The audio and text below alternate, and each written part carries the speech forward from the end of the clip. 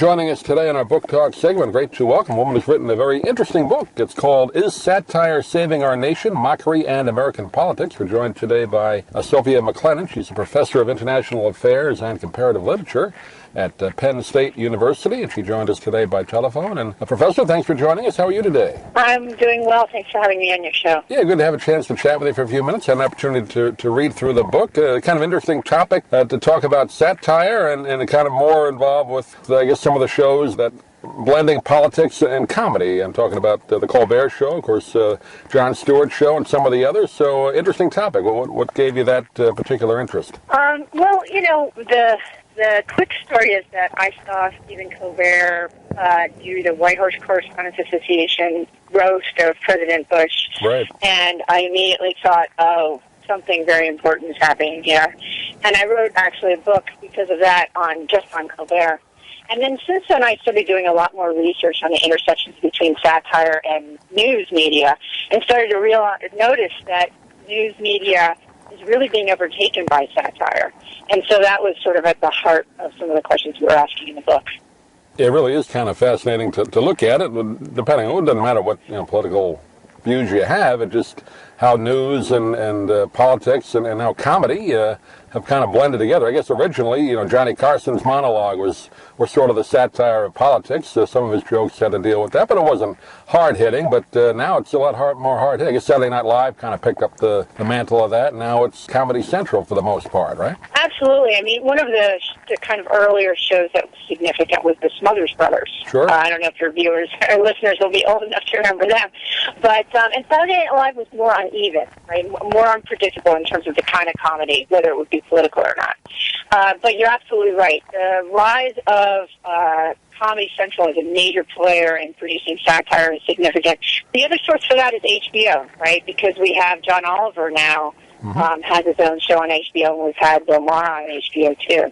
So, we're seeing the pay channels also play a role. Dick Smothers actually lives down here in Sarasota. We've had a chance to talk to him a few times, and I remember a little bit of the show as a kid when it was on, but have gone back and looked at some of the DVDs of the Smothers Brothers show, and very political, very controversial for that time. You look at it now, it's kind of tame, but that was created a big firestorm. Of course, it got them knocked off the network.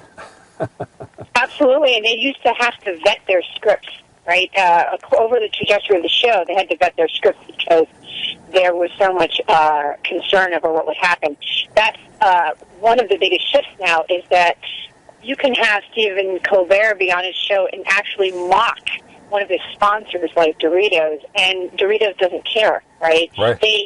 They still are kind of getting the Colbert bump. So the commercial nature of some of these channels is also changing it. The advertisers know that this is a young demographic and they want to reach it, so they'll go for it. Yeah, I guess that's, you mentioned HBO, that kind of takes the sponsor out of it because it's a subscription service, but Comedy Central still, for the most part, is advertiser-driven, even though that is a cable channel. I guess they get some subscriber funds that way, but they don't, like you said, they don't seem to care. They know the audience expects what they're going to see there for the most part, right? Right. Well, I mean, as you pointed out, if you were to compare Johnny Carson and Smothers Brothers to the type of political comedy we see on Comedy Central today, it's so much more biting. I mean, I could give you examples that would have to include bleeps, right, where, Sure.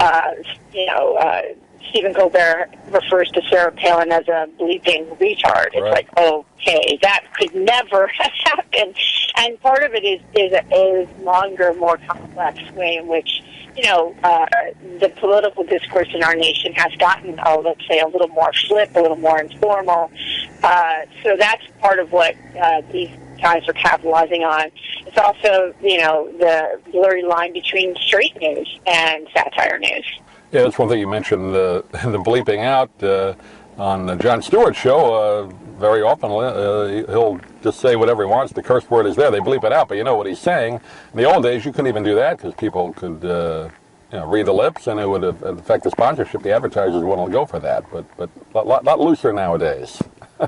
Yeah, I mean, in a certain basic sense, it's about money when it comes to the advertisers. So that's a very big shift. It means that there's a lot more license. You might remember that, though, Bill Maher lost the show because of a controversial comment he made shortly after 9/11. Right. And so a lot changed since then, though. It's hard to know what might or might not happen if we were in the same place now. But again, I think it was also because Bill Maher is sort of caustic anyway, right? I mean, it's easy. His form of satire is a lot more aggressive, and so I think you could see how he could say something that would get him off the air, whereas both Stewart and Colbert have sort of a nice, endearing kind of quality. So even though what they might say is more aggressive, people like them at a different level, and I actually think it lets them get away with a lot more. Yeah, I think that's the key you said there about Bill Maher. Whether you like his comedy or not, he has a kind of attitude that maybe is a little harder to feel comfortable with. Of course, the previous show was on ABC late night, so he had advertisers to deal with. Now HBO, it doesn't matter anymore, or as much. I guess you can still get thrown off for saying certain things, but it's got to be really bad.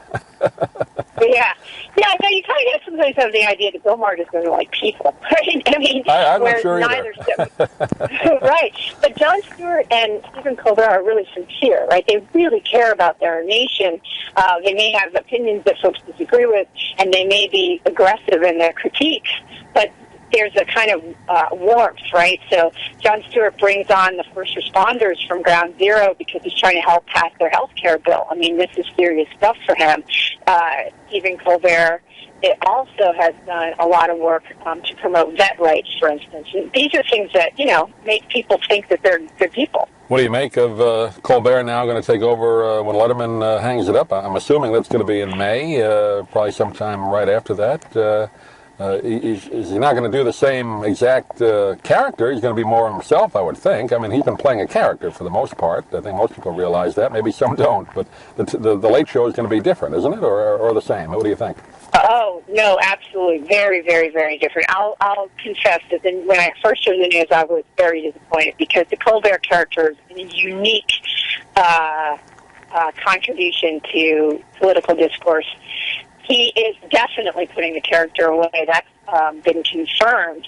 So we are not 100% sure what Colbert will do, although we know that for him it'll be fun because he's a much more wide-ranging performer than we've been able to see on his show. In the meantime, though, we're losing, I think, one of the most significant outlets for political satire in our nation, and there's no doubt that whatever he does, when he takes over Letterman, he won't be able to be doing that same kind of comedy. Will we see a little of it? I hope so, but it's hard to know how much. Yeah, I always thought, and in that character obviously has been so successful for him, you almost get locked into that. It's going to be interesting to see how long it takes for people to accept him not doing that or how much different that's going to be. Because he started out, I believe, as an actor in Second City and has done some Broadway, so, he's a talented actor. Be interesting to see how he handles just kind of being himself now. Well, absolutely. He's done some shows. He's done some Broadway since he's had the Colbert before. And, of course, he loves to be able to sing whenever he gets singers sing with Barry Manilow, for instance. I think, again, like you said, for him it's going to be liberating. He's going to get to have a lot more range, and he is at heart a real performer, a real entertainer. The question for someone like me who's a satire fan is how much satire will end up on that show. The early news suggests that some will be there. But, when he goes and runs through current news and shows clips of news and comments on it in a satirical way, that performs a really important political function for us today. And losing that, it's not clear that he'll be able to do that on the new show. You talk in the book as well, how satire, particularly during election cycles. You go back to the Smothers Brothers show. Pat Paulson would run for president seemingly every couple of years. That was kind of the first one I remember doing that, at least as far as a comedic way. And then now you have Sarah Palin doing her the Sarah Palin imitation. I can't think of her name now. It's Saturday Night Live. Tina Fey doing that. That may have had an effect on the election. You talk a lot about it in the book, so it does have an effect on the election, doesn't it? Satire. Oh, it's without any question has an effect on elections. Paulson's a great story because he picked up a share. He ran, I think, 4 different times, actually got more votes each time. Right. He really did run. Colbert did fake runs in South Carolina. He also, I think, played a very major role.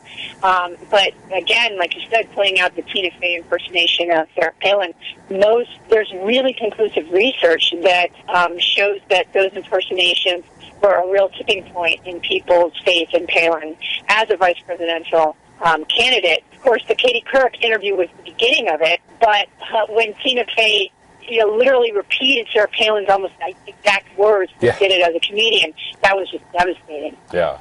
They tried to recover. After that. I don't think she had any chance after that happened. Yeah. They tried to recover. Both McCain and Palin went on SNL after that. Right. And their ratings dropped each time. Right, so it didn't help. The damage had been so overwhelming to the campaign. Again, started by Palin herself. I always like to point out, satire can't kind of make you have less faith in things that you should actually have faith in. If you have less faith, it's because they've exposed something to you and shown you something where you were like, oh, okay, this is something that is a little frightening. I don't want to vote for this person. Yeah, and she had, give her credit for being a good sport. Like you said, she went on the show, but it was almost art imitating life going back the other way. It just didn't seem to work right.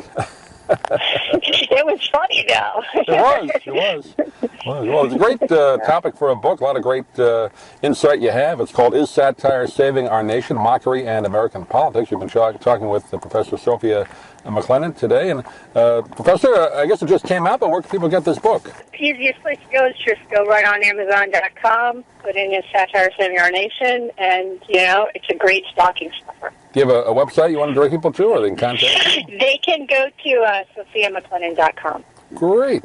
Professor, appreciate you taking a few minutes, and hopefully we can talk to you again sometime, but thanks for joining us today.